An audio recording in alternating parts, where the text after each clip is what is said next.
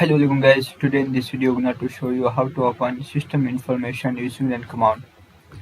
So guys, if you want to open system information using run command, it's very easy. Firstly, Windows key plus key tap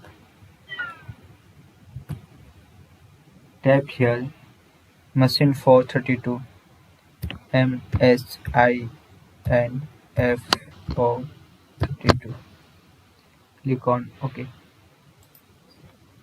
That is once again Windows key plus key tap here machine 432, click on OK.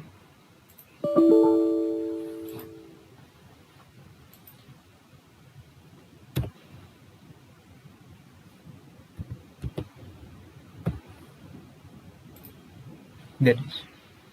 So guys, this is very simple and easy method if you want to open system information using run command.